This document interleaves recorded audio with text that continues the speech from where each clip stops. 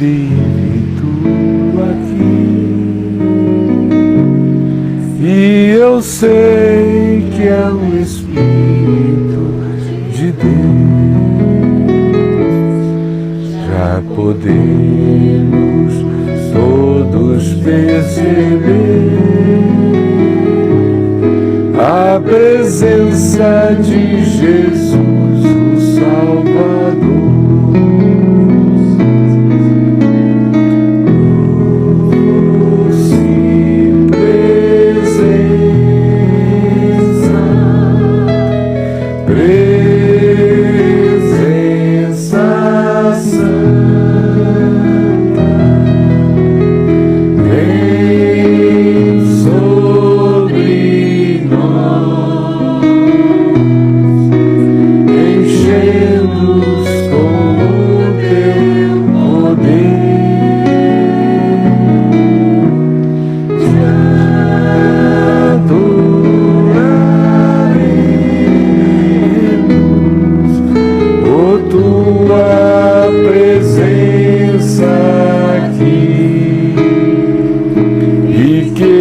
Renovará os nossos corações.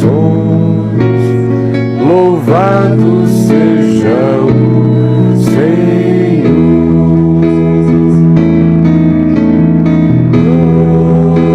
Doce presença, presença santa, vem sobre nós, enchendo-nos com o teu poder. Te adoraremos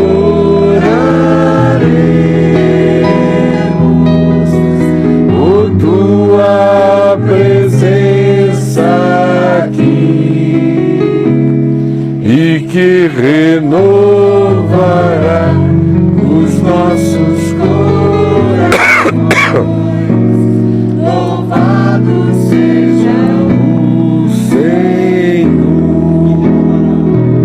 e que renovará os nossos corações. Louvado seja o Senhor. Espírito Santo, nós estamos reunidos em torno do nome de Jesus apenas porque nós cremos de todo o coração que Ele ressuscitou de entre os mortos, que Ele é Deus e Salvador, que Ele é o Senhor de todas as coisas que existem, e que é nele que está o nosso sentido, é dele que vem todo sentido. E pedimos que não apenas os nossos corações sejam firmados na certeza da paz que temos em Ti, mas que também o Teu poder se manifeste através de nós e em nosso favor, na nossa vida, todo dia, o tempo todo, dando-nos poder para viver, mas também aquele poder que assombra poderes, porque se manifesta como graça extraordinária Tua, para além de toda capacitação humana. Realiza hoje também aqui, no ajuntamento da fé, aquela distribuição de dons, de graças, conforme a necessidade de cada um, conforme também a Tua intenção de usar a cada um, e traz o Teu socorro, conforme a oração de cada um. Por favor, por isso, coloca em nós espírito de oração, e vontade e ansiedade santa, de encontro com aquilo que de Ti se derrama sobre nós e muda a nossa vida e gera galopes e saltos de transformação. Nós pedimos que seja assim, rogando também que Tu abras o nosso entendimento para nós compreendermos a Tua palavra e que Tu nos dês a vontade de agasalhá-la e o poder para praticá-la para o nosso bem. Em nome de Jesus. Amém, Senhor. Podem sentar, queridos irmãos.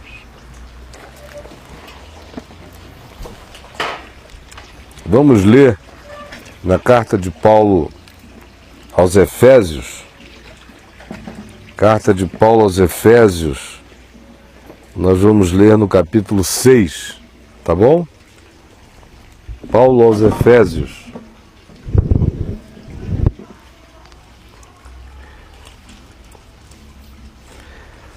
Quanto ao mais, sede fortalecidos no Senhor e na força do seu poder.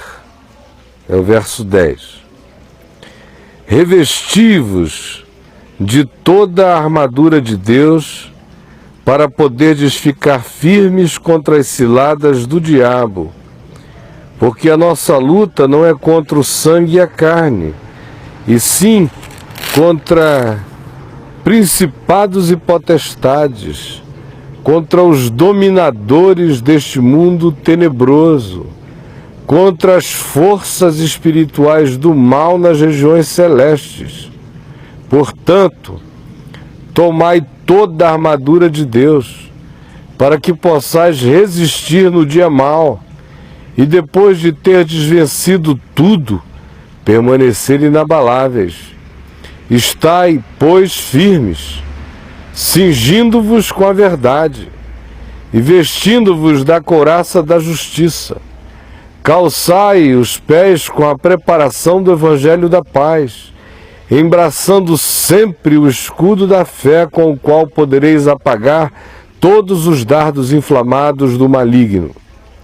Tomai também o capacete da salvação e a espada do Espírito, que é a palavra de Deus, com toda oração e súplica, orando em todo o tempo no Espírito, e para isto vigiando com toda perseverança e súplica por todos os santos, e também por mim, para que me seja dada no abrir da minha boca a palavra, para com intrepidez fazer conhecido o mistério do Evangelho, pelo qual sou embaixador em cadeias, para que em Cristo eu seja ousado para falar como me cumpre fazê-lo. Paulo está escrevendo para a comunidade de discípulos em Éfeso, e vocês lembram que Éfeso foi um lugar onde o início da plantação, da semeadura, da palavra da fé, foi corroborada por manifestação indubitável de principados e de potestades. Vocês recordam-se de que lá em Éfeso estava o templo de Diana, a rainha dos Efésios, e que era uma das maravilhas da antiguidade. E Paulo, chegando lá e começando a pregar a palavra, inicialmente numa sinagoga, depois de, num primeiro momento, ser bem ouvido e bem acolhido, sofreu resistência e mesmo hostilidade, em razão das quais ele alugou ou conseguiu um espaço num lugar chamado Escola de Tirano, que ficava no mall de Éfeso, no shopping center, na Ágora de Éfeso, no lugar de todos os comércios e de todos os bulícios de atividades as mais diversas, de comerciais a filosóficas e culturais. Um lugar, praça imensa do ajuntamento de uma população não pequena, de alguns milhares de indivíduos que residiam ali em Éfeso.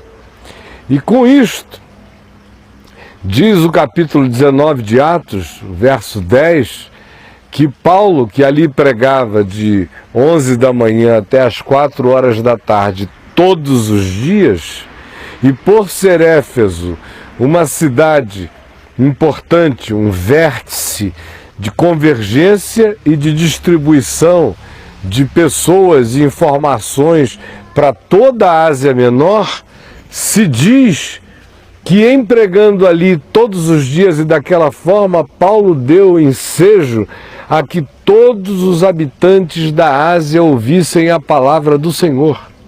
E também porque se afirma que pelas mãos de Paulo eram feitos milagres extraordinários, a ponto de que até mesmo objetos do uso pessoal de Paulo, como lenços e coisas do gênero, eram levadas para as pessoas, na presença de cujos elementos os espíritos imundos fugiam das suas vítimas e enfermos ficavam curados.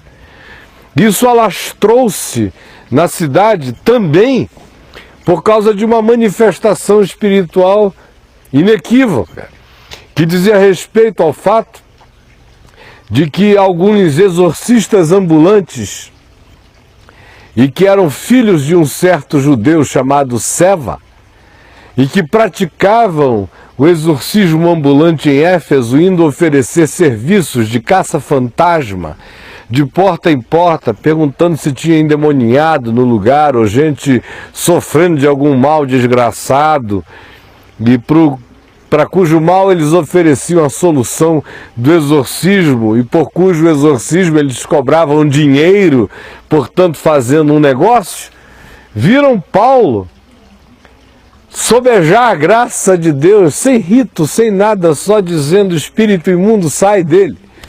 E os espíritos saindo, ou até mesmo as histórias que voltavam e que davam conta de que pessoas tinham ficado libertas de possessões porque uma mãe aflita havia levado um lenço de uso pessoal do apóstolo. Então, motivados por esse sentimento de que, de fato, havia um grande poder e um grande negócio a ser praticado em nome da magia de Paulo e fazendo uso da mandinga paulina, é que os filhos de Seva resolveram sair por Éfeso simplificando o rito.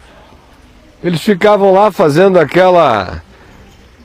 aquele mise-en-scène todo, tentando expulsar demônios que não eram demônios, sem tanto sucesso, e viam o que acontecia com Paulo e resolveram ganhar mais e produzir muito mais.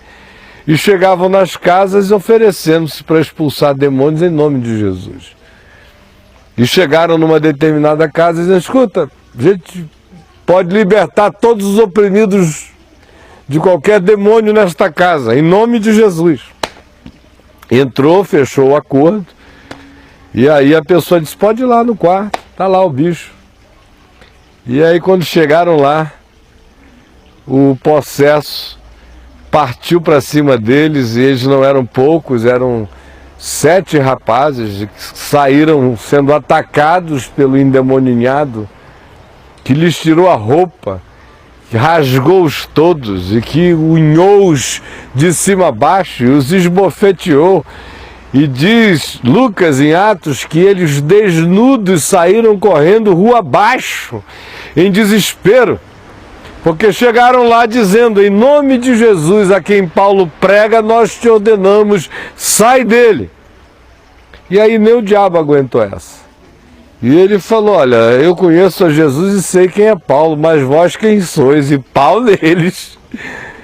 E a notícia desses acontecimentos correu por toda Éfeso, de modo que as pessoas começaram a trazer os seus objetos de bruxaria, e de feitiçaria, e de mágica, todos relacionados ao panteão greco-romano, e ali, de maneira muito específica, a deusa Diana, dos Efésios. E todas as magias que procediam decorrentemente do culto a ela e dos demais cultos, e dos cultos de mistérios, e de todas as manifestações espirituais de um nível de invocação de presença diabólica e demoníaca que vocês não têm ideia. A gente fica pensando em Deus grego, bonitinho, compara com esses capirotos de macumba, de chifre, de tridente, e a gente diz: aqui é que a barra é pesada. Mas não confunda, porque por trás da bela estética do deus grego, o que havia era muita feitiçaria pesada. E aí, essas pessoas traziam os seus livros, e livro era um material caro, era como trazer notebook, carregado de todos os downloads possíveis de magia de última geração. E eles traziam aquilo e queimavam em praça pública, num movimento espontâneo de arrependimento, de compulsão, de tristeza pela idolatria, pela ignorância, queimando aquilo tudo. Gente que não tinha sofrido nenhum tipo de lavagem cerebral evangélica, nem sábados e domingos perversos de programa de televisão de macumba cristã, nem nada disso. Foi tudo obra do Espírito Santo no coração deles. O fato é que aqueles que controlavam o comércio de estátuas de Diana, deusa, rainha espiritual dos Efésios, ficaram profundamente desgastados e desgostosos, porque o negócio acabou da noite para o dia. Eles pararam de vender, mexeu no bolso, era uma indústria poderosa. E aí eles disseram: é Paulo, vamos pegar esse cara, porque ele é que está acabando com o nosso negócio, comendo pelas beiradas, não aparece em lugar nenhum, mas o povo está entrando na dele, se desmobilizando para esse negócio aqui. A gente tem que acabar com ele. E aí apanharam de Paulo e seus amigos e os levaram a uma tentativa de julgamento público que foi considerado improcedente, mas eles por muito pouco não foram eliminados e linchados e destruídos, acabaram sendo preservados e salvos da situação, mas tiveram que se retirar da cidade depois de um tempo. E esta carta é enviada para este lugar, para este contexto, de modo que, sabendo do contexto, fica muito mais fácil entender o que Paulo está dizendo a eles, porque o que Paulo está dizendo a eles, eles tinham visto diante dos olhos deles. Quando diz: depois de muitos conselhos, conclui a carta dizendo: finalmente, irmãos, quanto ao mais, irmãos, fortalecei-vos no Senhor. Sede fortalecidos no Senhor, nos domínios do seu poder, na força do seu poder. E a palavra original é domínio, para força. É como se houvesse algum lugar que não estivesse sob o domínio de Deus, não é esse o caso. Mas o que Paulo está dizendo é: fortalecei-vos no Senhor e colocai-vos submissamente sob o domínio do seu poder. Ou seja, não tentem existir fora do domínio que é resultado da rendição consciente que a gente faz a Deus. Porque que Deus é Senhor, Ele é Senhor mesmo. Eu querendo ou eu não querendo. Mas se eu não quiser, Ele continuará a ser Senhor, e o senhorio dele será contra mim.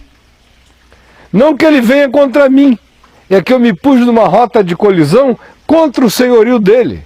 É como quem, um inseto que olha para a luz e tem uma crise insetal de um surto suicida apaixonado e se joga na direção daquilo ali. Tchá! Não adianta eu dizer que eu sou eu e aquilo é aquilo, e que eu vou partir na direção, que eu sou mais eu não sou, eu vou me arrebentar. Então o senhorio dele é. E bem-aventurado é aquele que comunga com. O senhorio dele é. E bem-aventurado é aquele que se coloca sob ele. Porque se eu disser não é, porém for numa rota de colisão, eu ficarei esmagado, porque não é porque eu diga que não é que deixará de ser.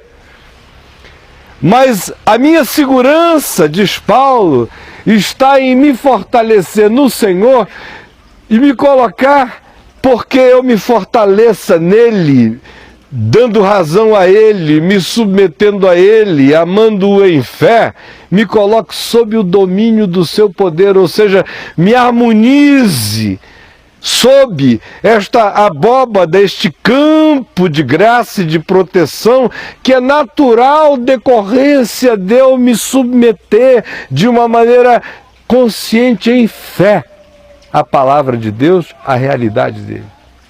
Eu me coloco aí. E esse pessoal lá de Éfeso tinha entendido isso. Eles tinham visto os filhos de Seva saírem fugindo desnudos, enquanto tinham visto a manifestação do poder de Deus na vida de Paulo, chegando ao extremo do lencinho. Eles tinham visto o que significava simplesmente querer usar o nome de Jesus como magia e o que significava colocar sob o senhorio de Cristo em verdade. Era outra coisa. E é para esta consciência que não transforma a relação com Deus jamais em mágica, que Paulo está chamando esses irmãos, lembrando, provocando e incitando a consciência deles uma outra vez, como frequentemente tem que acontecer. E aí ele diz: revesti-vos de toda a armadura de Deus para poderdes ficar firmes contra os métodos do diabo, ou ciladas do diabo na nossa tradução, e no original é método, contra a metodologia do diabo. De modo que, diz ele, contra os métodos do diabo, vistam-se da armadura de Deus, porque ele está pensando agora num cenário no qual eu sou colocado num campo de batalha, numa guerra atroz, e não posso me colocar neste lugar, nessa posição, nesse cenário, sem a consciência da guerra, sem as devidas proteções, sem as devidas armaduras. Porque quem está do lado de lá tem método. E por método, Paulo está querendo significar inteligência. Não são forças casuais, não são incidentes amontoados, não é a lei de Murphy, não é apenas uma sequência energética de energia negativa que foi desencadeada e pode ser quebrada por um banho de sal grosso, por uns cristais bem posicionados na casa. Isso aí é a magia dos filhos de Seva. Não é disso que se está falando. O que Paulo está dizendo é que quem está do lado de lá e você não vê, e vê você, tem método. Conhece. É estratégico. Sabe onde aperta, onde mexe, onde toca, o que provoca. Onde emula, como emula. Como fez com os nossos primeiros pais desde o início. Vê onde está a sedução. Vê quem está olhando. Por que a abordagem é para a mulher e não foi para o homem? Porque viu quem olhava. Viu o que olhava. Viu como olhava. Viu o que demonstrava olhar. E foi por causa disto que perguntou o que perguntou. Que propôs o que propôs. Que ofereceu como ofereceu. Porque o que existe do lado de lá, que se oculta atrás da serpente, o que se oculta atrás do que quer que se oculte, porque sempre se oculta, porque habita é sombra, é treva, por isso sempre se oculta. O que quer que lá se oculte, oculta-se com a inteligência destrutiva de quem almeja a destruição pela via do ataque. Aí você diz, poxa, mas na graça de Deus eu não estou protegido de tudo isso? É claro que você está, e Paulo já havia dito, aqui no contexto antecedente da leitura do Novo Testamento, em Colossenses, que nós podemos crer que na cruz todo principado e potestade entrou num estado de colapso e de desprezo, porque o escrito de dívida que havia contra nós e que constava de ordenanças e que nos era prejudicial, que era a lei que, em vigindo como veredito estabelecido, nos culpava a todos e nos inviabilizava e nos inviabiliza a todos. Por isso, quando aquele escrito de dívida foi removido e foi encravado por Jesus na cruz, todo principado e potestade foi envergonhado, porque era servindo-se das culpas oriundas da nossa desobediência essencial à lei de Deus, é que eles operavam para a nossa escravidão. E agora eles foram despojados na cruz. Isso está dito e eu creio. Agora, o que Paulo está dizendo aqui não é que uma vez que Jesus tenha feito isso, resta ainda alguma coisa para que nós façamos. O que Paulo está dizendo é que parte da consciência que diz: eu creio que na cruz os principados e potestades foram despojados, trabalha agora de modo proativo, como ação humana, respondendo à vida deste modo. Fortalecendo-nos no Senhor, na força do seu poder, colocando-nos conscientemente sobre o domínio do seu senhorio, como obediência, revestindo-nos de toda a armadura de Deus, porque não só o cenário é de guerra, mas é guerra mesmo. E sempre será. E nunca deixou de ser. E não é porque Satanás está derrotado que a guerra parou. Em momento algum, nós encontramos em Jesus, a não ser o paradoxo de afirmar: eu nada tenho nele, ele nada tem em mim. Eu vi Satanás caindo do céu como um relâmpago. Eu dei a vocês autoridade sobre toda serpente, escorpião, sobre todo o poder do maligno, e nada absolutamente vos causará dano.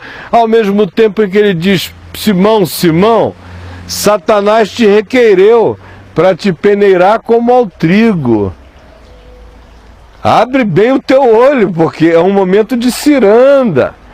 E foi uma coisa que impactou e impressionou tanto a Pedro, que já idoso, escrevendo uma de suas cartas, ele remete a mente e a imaginação daqueles que haveriam de ler a sua carta, justamente a experiência pessoal dele, décadas antes ainda, muito mais forte e jovem, quando diz: porque o diabo, vosso adversário, anda como um leão ao derredor de vós, procurando alguém para tragar.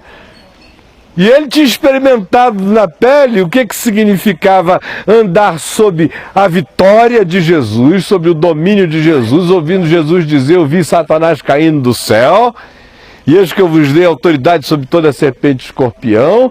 Ao mesmo tempo em que ouviu Jesus dizer: Simão, cuide-se, porque ele está querendo e está rondando. E Simão não cuidou e teve a experiência que agora o ajuda a dizer aos outros: olhem, nós estamos pisando sobre serpentes e escorpiões. Porém, não esqueçam que o diabo anda em derredor de nós como um leão procurando alguém para tragar. Enquanto você caminha na ambiência do senhorio de Cristo, fique absolutamente tranquilo. Mas não vacile em relação a essa consciência de aí estar. Porque do contrário, rondando todos nós, não nos equivoquemos. Ele está mesmo.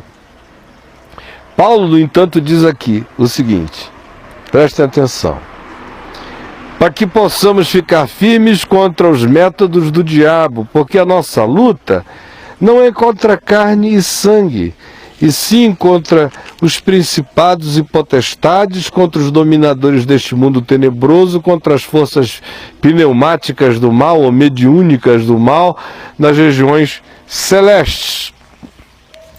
E ele também sabia que o pessoal de Éfeso tinha entendido que os inimigos deles ali na cidade não eram os líderes do sindicato de manufatura de estátuas de Diana, rainha dos Efésios, que haviam se unido contra ele. Que a luta não era naquele nível. Não era uma percepção de evangélicos de militância política de esquerda ativa e cansativa. Porque se fosse um grupo evangélico, ia na mesma hora dizer, nós vamos agora demandar aqui os nossos direitos, nós vamos organizar também os 100 passos de Éfeso, porque estamos sendo perseguidos agora pelo sindicato de Diana, rainha dos Efésios, e nós vamos aos procônsules e a todos os níveis e instâncias demandar nessa sociedade asiática de Éfeso, greco-romana, pluralista, universal, católica por natureza, no sentido da universalidade, o nosso espaço, o nosso direito judaico-cristão de nos manifestarmos aqui dizendo o que nós dizemos. E iam se sindicalizar. Ia ficar aquela luta, passar na rua, foi aquele cara, foi ele lá, vai ele, não é ele, vai. O pessoal todo se mobilizando contra o pessoal do sindicato de Diana, aqui, para lá e para cá. Vamos também falar com um amigo nosso que é deputado, para ver se ele dá um jeito, se esse pessoal não persegue a gente. E Paulo disse, olha, esse pessoal é só a cara, é só a fachada. A luta acontece nos bastidores, na invisibilidade. Então não se iludam com os agentes. Eles são só os cavalos, usando uma linguagem aqui do candomblé. Eles são só os instrumentos, eles são só os médiums dessa manifestação. Eles são só os que estão sendo instrumentalizados. Mas a luta não é contra carne nem sangue, então não desenvolva antipatias, não fique inimizado desse pessoal, porque assim vocês vão se irar, odiar, se amargurar e vão dar lugar ao diabo, e é o que o diabo quer, é o método dele. Então a luta não é contra carne nem sangue, não é contra a cosmeticidade, nem a estética, nem a aparência, nem a manifestação visível. Esses coitados não sabem o que fazem. É contra principados e potestades. Então não percam o foco de aonde está a origem do conflito. Vocês estão lidando com situações concretas e reais, relacionadas a fenômenos humanos visíveis e perceptíveis, mas não se esqueçam que, para além deles, eles são de fato transcendidos por outras forças, que frequentemente os usam, os manipulam, os induzem, os conduzem e dão intentos a eles que a gente sabe que são mais do que possíveis. Afinal de contas, nós confessamos que somos pecadores caídos, porque confessamos que os nossos primeiros pais foram induzidos e creram na indução e abraçaram a indução e tiveram que existir com as consequências, e nós também. Mas a luta não é contra carne e sangue. Às vezes me parece, sabe o quê? Por exemplo, num dia como o de hoje, todo mundo falou em Deus aqui. Todo mundo aqui falou em Deus. Teve ninguém aqui que não tenha falado em Deus durante o dia. Ou pelo menos não tenha pensado em Deus como uma categoria. Não tenha, ainda que não tenha dito nada a ninguém, mas não tenha dito alguma coisa do tipo, hoje é dia de culto a Deus, hoje é dia de encontrar os irmãos, vou ouvir a palavra de Deus. Mas pouca gente aqui, de fato,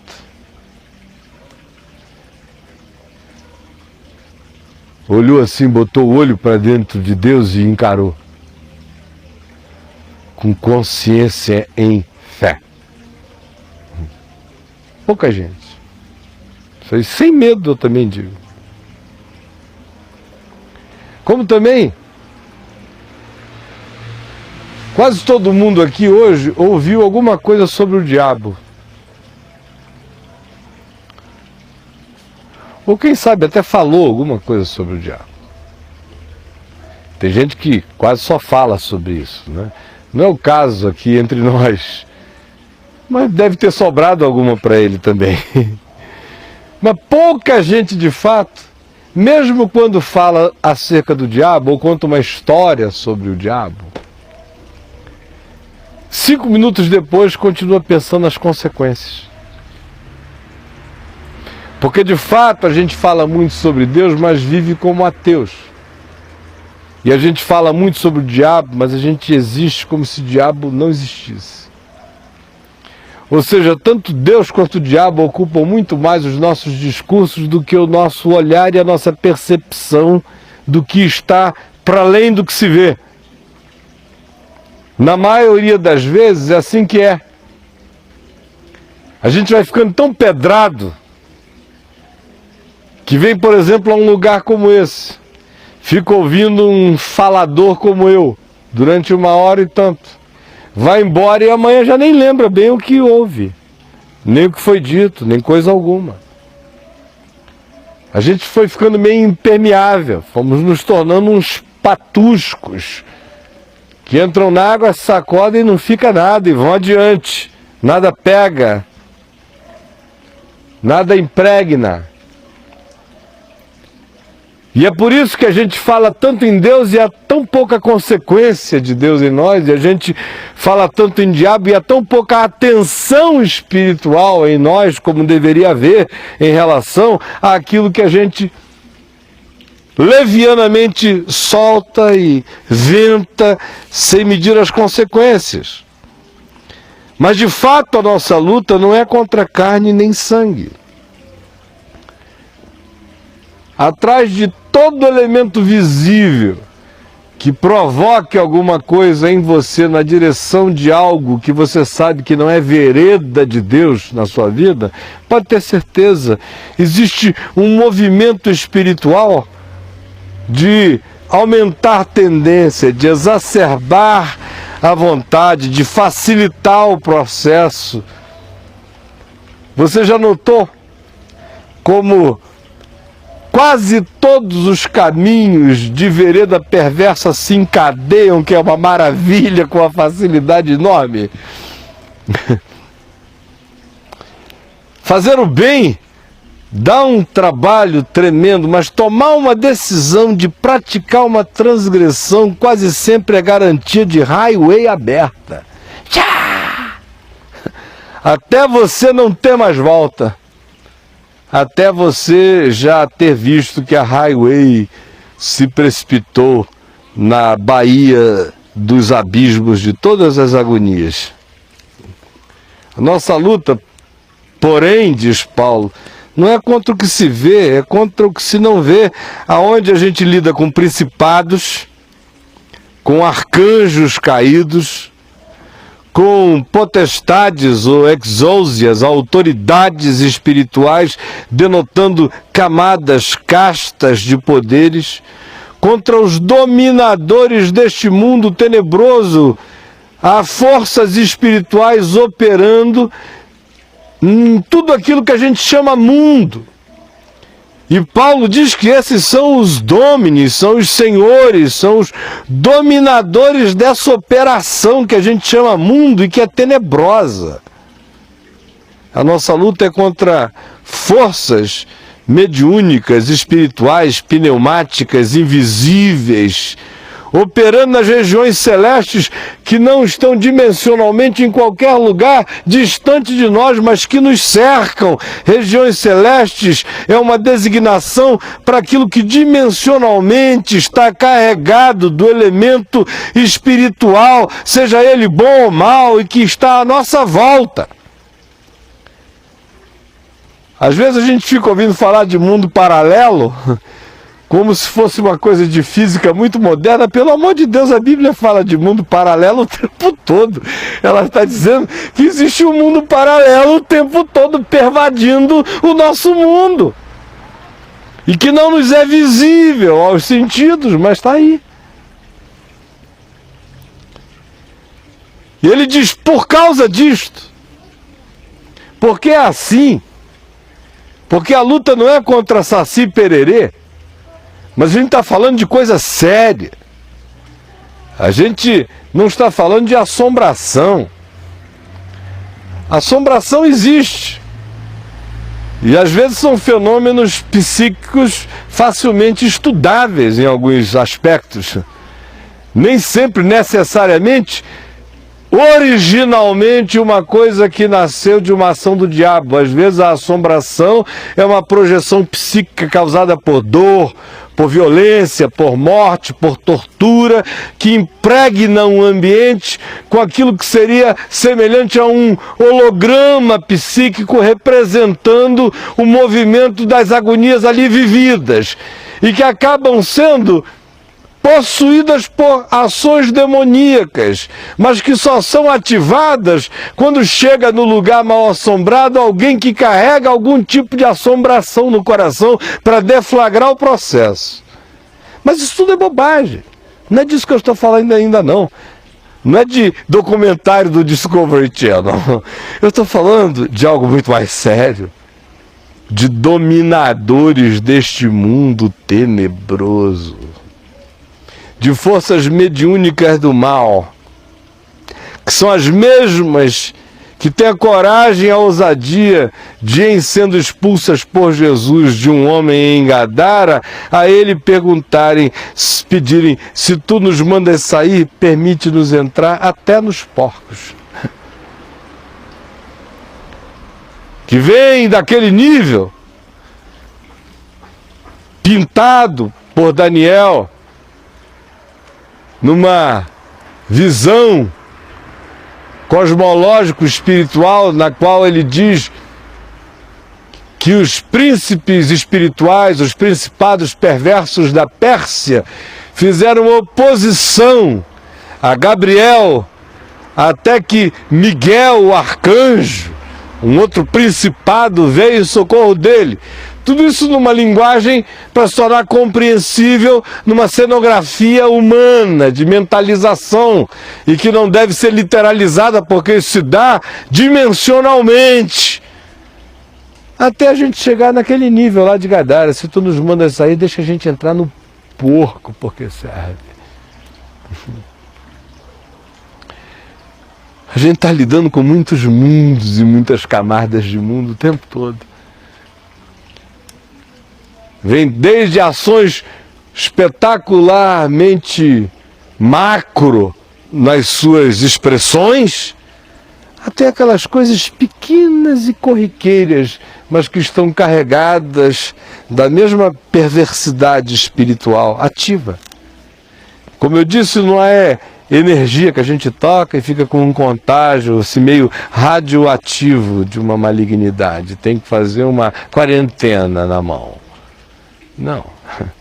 Esse negócio vai entrando e entra pelo coração, entra pelo ódio, pela amargura, pelo descuido, pela falta de amor praticado, pela falta do exercício da fé, pela falta da alimentação da palavra no ser da gente.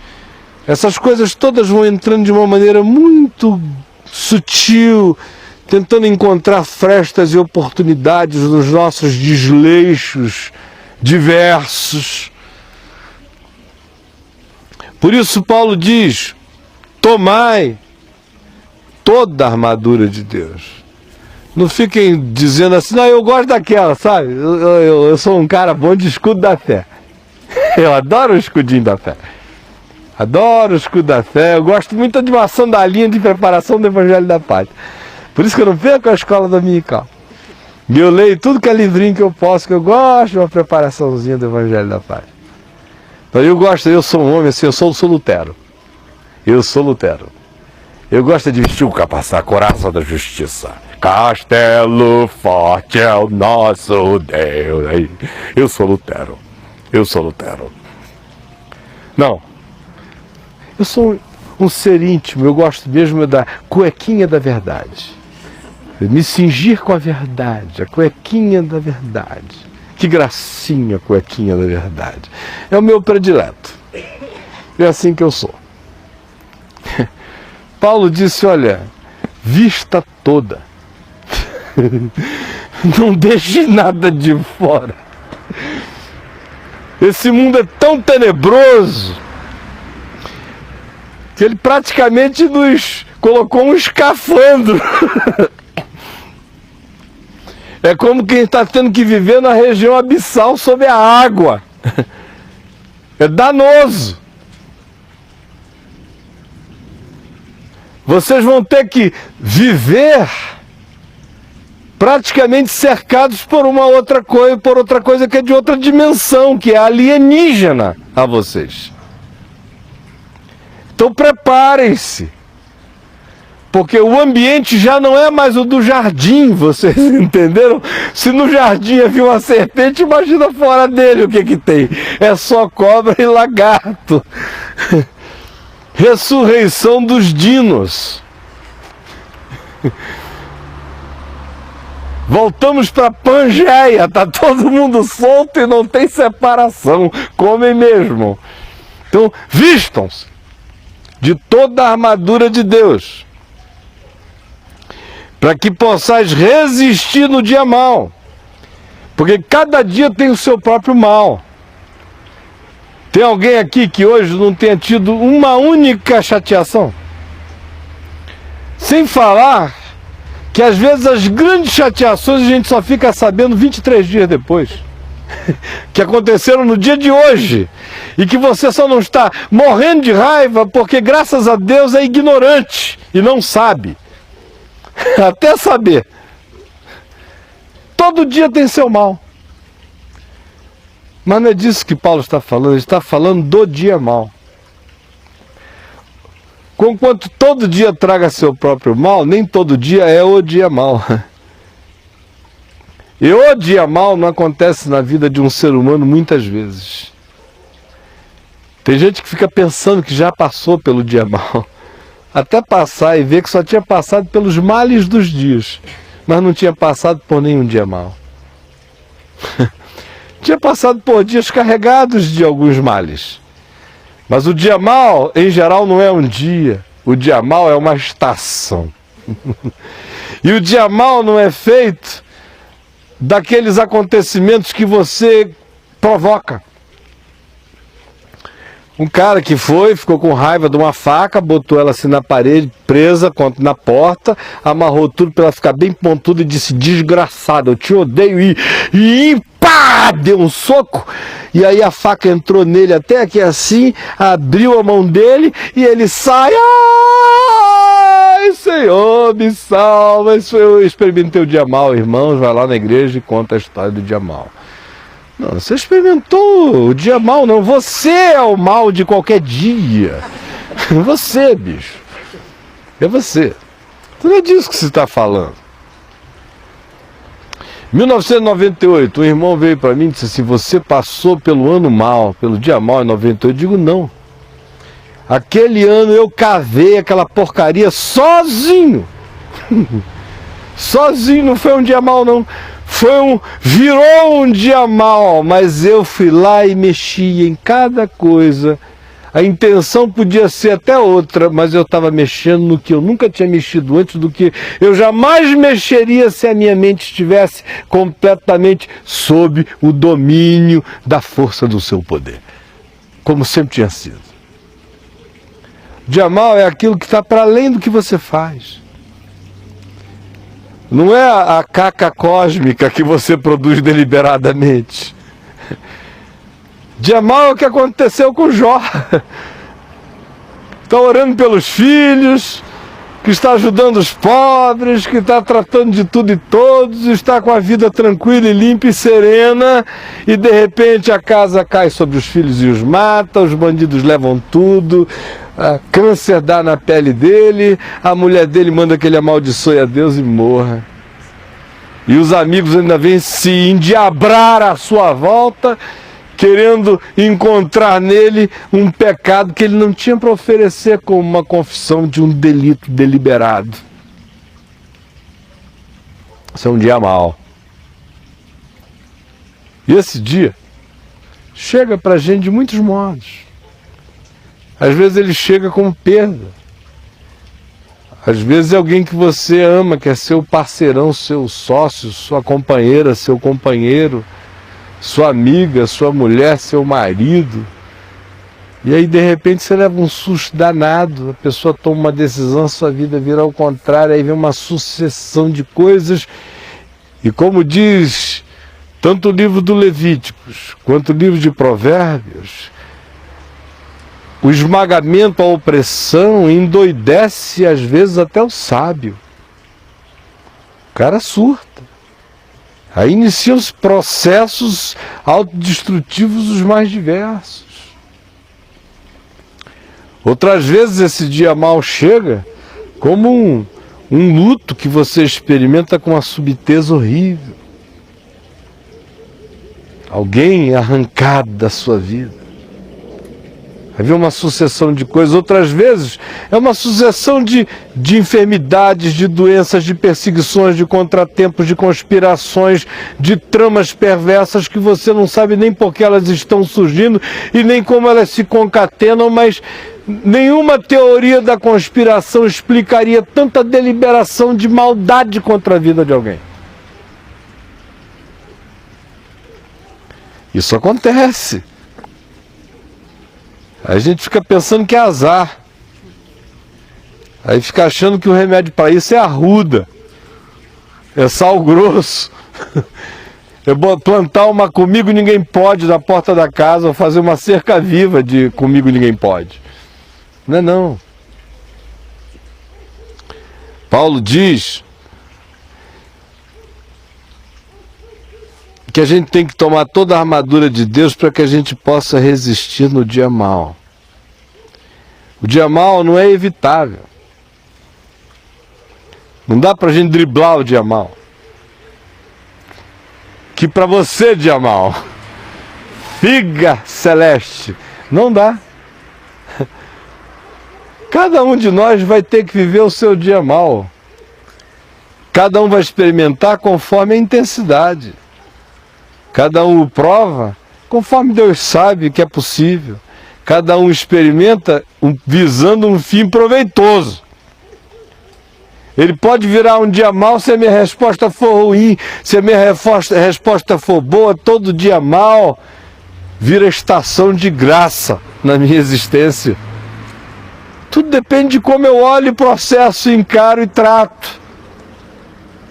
Portanto, ele não é evitável, ele é para ser encarável, processável, transformável numa outra coisa. Ou seja, o dia mau pode gerar um ser inabalável. Porque no final Paulo diz, e depois de terdes vencido tudo, permanecerdes inabaláveis. Quando o dia mau é bem enfrentado, o produto dele é a geração de um ser com rigidez cada vez mais intensa em fé. Cada vez mais se fundindo na rocha e na fortaleza. E buscando se tornar um com a rocha e na rocha. Portanto, ele diz que para permanecer inabalável, o que a gente precisa é estar firmes. O que evoca uma decisão mental. De não ficar dando espaço para dúvida, para tergiversação, não ficar de dialoguinhos com os conflitinhos do ser, porque eles se tornam infindáveis, de não ficar fazendo ciranda com a própria fragilidade que em nós aparece abundante. Ninguém tem que fazer tricô, ninguém tem que ficar fazendo cafuné em tentação. Por isso ele diz, fiquem firmes. Simplifiquem os processos mentais, não fiquem com e se. Todo o processo de multiplicação de e se na mente é processo de desvio. Porque você fica sempre trabalhando com o que não é e com aquilo que supostamente poderia ter sido. E ninguém inventa para si aquilo que poderia ter sido como tragédia. Quase sempre quando a gente entra no processo do e se, é porque o tempo presente não está tão agradável e a gente foge do presente com o e se, fabricando uma fantasia. O e se tira toda a firmeza do ser. O que é, é. E se não existe. E para que eu inicie a ficar firme, eu tenho que desistir de todo e se. Ou é ou não é. E se é covardia. Contra a realidade, contra a verdade, contra mim, contra o próximo, contra tudo. Além de que é uma manifestação de loucura imensa, porque no e se cabe tudo. Fiquem firmes, vestindo a cuequinha da verdade. Cingindo-vos da verdade é isto, porque no homem antigo, em preparação para esse tipo de luta, a primeira coisa que botava era aquele paninho, aquele cueiro mesmo, lá no fundo. Antes de botar qualquer outra armadura, era a cuequinha mesmo. Era como Jesus na ceia, que ficou nu e se cingiu de uma toalha, não foi? Pegou uma toalhinha e botou, só para cobrir as partes mais íntimas. E estar cingidos com a verdade é vestir a intimidade mais profunda do nosso ser com aquele compromisso atávico, visceral, de busca da verdade e de glorificação da verdade em mim e de dar razão à verdade em mim, ainda que doa, ainda que seja contra todo o meu surto de qualquer que seja a fantasia. Uma coisa é eu admitir o que existe em mim com sinceridade. Agora, chamar o que existe em mim de minha verdade é mentira. Eu sinceramente conto a vocês a minha mentira. Eu sinceramente conto a vocês o meu engano. Eu sinceramente conto a vocês a minha fantasia. Agora, verdade só existe em mim quando é a de Deus em mim. Do contrário, eu só tenho enganos sinceros a contar. Vestir a verdade no íntimo não é dizer, sinceramente é isto que eu sou. Não é instituir a oração do publicano como um projeto de vida. Todo dia aparecer lá, eu sou um desgraçado, vou morrer assim, sempre Gabrielo. Aleluia. Não é assim. Verdade no íntimo é dar razão a Deus, aquilo que está revelado, e acolher isso dentro de mim, ainda que isso vá fazendo lacerações dentro de mim, porque no fim, a minha intimidade, a minha essência só será protegida e coberta pela verdade. Se não for assim, o que me aguarda é insanidade. É desproteção já desde o íntimo. Aí ele manda vestir a couraça da justiça, que é não ter justiça própria, é vestir a justiça que a gente sabe que decorre de Jesus na fé. É dizer, o escrito de dívida que havia contra mim, que constava de ordenanças e que me era prejudicial, já me foi inteiramente removido e foi encravado na cruz, e por isso os principados e potestades estão envergonhados diante de Jesus e consequentemente diante de mim. E a minha justiça é esta: é Jesus em mim que é minha justiça. E aí andar de peito aberto, confiando não na minha justiça própria, nem um modo de justiça própria que acaba me fazendo apenas um ser santarado e não santificado, mas vestindo a couraça da justiça de Jesus. Calçando os pés com a preparação do Evangelho da Paz. E aqui o termo grego para preparação é prontidão, que denota uma espécie de reflexo. A prontidão é um reflexo. Que é fazer o Evangelho virar instinto em mim. É fazer com que o Evangelho deixe de ser só uma informação coletada. Versículo bíblico, a gente diz assim, o que faria Jesus agora? Lembra do livro? O que faria Jesus? Em seus passos, o que faria Jesus? Aí o cara ainda ficava procurando versículo bíblico, porque ele não sabia o que Jesus faria na hora. Se Jesus amaria, odiaria, traçaria a mulher do próximo ou não. Aí ainda ficava, não, Senhor, desculpa, eu tracei, porque eu não me lembrei que era Mateus 5:26. Isso é que é conversa fiada, né? Então é parar com essa ideia de que o Evangelho é uma informação. Ele tem que ser vida. Aí Paulo diz que calçar os pés com o Evangelho da paz com a preparação do Evangelho da paz, ou como diz o termo grego, com a prontidão, que revela esse reflexo instintual nervoso, é deixar que o Evangelho entre de tal modo em nós que ele passe a ser o nosso primeiro reflexo. Ou seja, que o cara tem que pensar 10 vezes para fazer o que é errado. E aí tem que ser muito deliberado, porque a intenção já é toda outra. Isso é estar calçando os pés com a preparação do Evangelho da paz, embraçando sempre o escudo da fé, porque o escudo só me protege se eu o embraço. Tem gente que pede um escudo da fé como se o escudo da fé voasse sozinho assim na nossa frente, né? Aquele escudo automático da fé. O cara está lá olhando para o outro lado, distraído, não quer saber de coisa nenhuma, mas o escudo da fé está rodando atrás dele, é um OVNI. Eu estou indo numa igreja agora onde a gente não precisa mais nem se preocupar com o escudo da fé, eles já ligam automaticamente, e a tal da cobertura.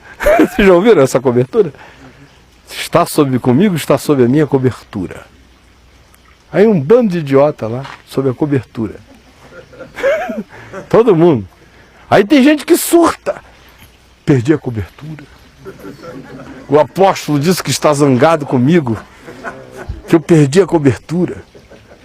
Aí todo mundo sem cobertura. Meu Deus, eu estou sem terra, sem teto, sem cobertura. Agora, é embraçando o escudo da fé. Não tem nada a ver com a cobertura de ninguém. Ninguém cobre você. Você já está coberto por Jesus, ou ninguém cobriu você ainda e nem cobrirá. É embraçando o escudo da fé, o que tem a ver com o fato de que a fé que é o escudo, mas você embraça, meu irmão. Você toma, você pratica, você exercita. E você faz isso com inteligência, porque escudo nas mãos de um indivíduo cego ou com os olhos fechados pelo medo, ou pela ignorância ou pela inconsciência, não serve para nada. Ele só serve pela mobilidade de quem enxerga, de quem vê e vira. Eu embraço e eu olho, eu aponto na direção do que eu enxergo. O que demanda de mim participação consciente, uma fé praticada de modo ativo e consciente. E que se volta, porque já carrega a instintualidade do Evangelho da Paz, se volta de modo pertinente em todas as direções. E ele conclui dizendo que é preciso tomar o capacete da salvação e a espada do Espírito, que é a palavra de Deus. Pegar a mente e cobri-la com a proteção da certeza absoluta, na graça de Deus, acerca de que a salvação está feita, consumada e realizada e é minha. Esta convicção mais profunda e essencial é a minha proteção mental mais segura. É a proteção que eu tenho contra toda doença mental, surto, contra todos os meus acessos de megalomania ou de narcisismo que queiram me fazer ser meu próprio salvador pela justiça própria, ou que por seu turno me livra de toda e qualquer geração de sentimentos que me abismem em posições completamente inferiorizadas e perversamente inferiorizadas em razão de eu ter descrido no amor de Deus por mim. É o capacete da salvação que protege a minha mente de todo e qualquer pensamento de solidão que acabe deflagrando processos de busca promíscua de companhia, ou de relacionamento, ou de entregas desnecessárias, ou de desvalorização de quem eu sou, por ter perdido o significado da minha própria vida. Quando eu estou vestindo o capacete da salvação, eu carrego na mente essa convicção absoluta de que nem coisas do presente, nem do porvir, nem altura, nem profundidade e nem qualquer outra criatura pode me separar do amor de Deus que está em Cristo Jesus, e isto é saúde inteira para minha mente, todo dia e sempre. Fico liberto de neuroses, tanto quanto de paranoias. Nem estou perseguindo como neurótico e nem perseguido como um paranoico. Eu estou guardado e protegido. E a espada do Espírito está na minha mão, porque eu não caminho por aí como um ser passivo. Nesse mundo espiritual, eu não só digo está escrito, mas eu também penso. Toda vez que eu alinho meu pensamento com a verdade de Deus e digo a verdade de Deus é esta, e eu me submeto primeiro mentalmente a ela em fé, na mesma hora eu já estou irradiando tudo aquilo que eu não posso nem imaginar. E quando eu vou transformando aquilo tudo em ato, em ação, em gesto, em modo, em apreciação, em olhar, essa palavra de Deus vai se manifestando como espada do Espírito, degolando enganos e mentiras e abrindo clareiras onde só havia matos de engano e criando visibilidade e realidades diante dos meus olhos, ainda que eu esteja caminhando neste mundo tenebroso. Então, meu irmão, minha irmã, eu não sei para que você veio hoje aqui, mas no que me diz respeito, esta é a palavra do Evangelho, e eu espero que dela você faça um bom proveito e que você tenha se alimentado espiritualmente dela e que ela produza segurança, confiança, ousadia, intrepidez, sobretudo, gere em você uma dimensão espiritual de consciência, de oração interior no Espírito Santo. Produza um processo mental que viaje em Deus, aonde você já não conversa de você com você mesmo, como o fariseu no templo que falava de si para si mesmo. Mas o seu processo mental não seja de si para si, seja de você em Deus, voltando para você, de você em Deus, voltando para você. Por isso Paulo diz, com toda oração e súplica, orando em todo tempo no Espírito, e para isto vigiando com toda perseverança e súplica por todos os santos, e fazendo isso sem perder a consciência de ação no mundo. Por isso ele diz, e orando também por mim, para que me seja dada no abrir da minha boca a palavra, para com intrepidez fazer conhecido o mistério do Evangelho, pelo qual sou embaixador em cadeias, para que em Cristo Jesus eu seja ousado para falar como me cumpre fazê-lo. Então, compreender isso não nos coloca numa posição defensiva. A gente se veste, a gente toma toda a armadura de Deus, a gente enxerga sem medo principados, potestades, poderes, dissimulações, e a gente toma toda a armadura de Deus. E a gente se veste com a verdade, e a gente abre o peito sem medo, porque é sem justiça própria, e se veste com a couraça da justiça de Jesus.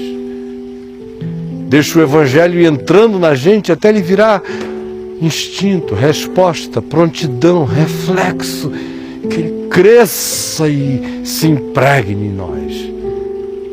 E aí que embracemos o escudo da fé e ponhamos o capacete da salvação e tomemos a espada do Espírito, que é a palavra de Deus, e caminhemos não como quem discute contra si mesmo ou contra os e sins da existência, mas ao contrário, fazendo todo o processo mental ser tomado de oração e de súplica, viajando no Espírito Santo em Deus, porque é só assim que o Evangelho da Paz vai deixar de ser uma informação e vai virar um instinto, e que em nós instintuado vai nos dar a mobilidade para saber o que, onde, como, vai nos dar todo o sentido de propriedade, vai alimentar o tempo todo o nosso processo de nos mantermos sob os domínios do senhorio de Cristo, que é graça e que é proteção para a vida da gente, não só nos males dos dias, mas em qualquer que seja o dia mau. Em nome de Jesus. Amém?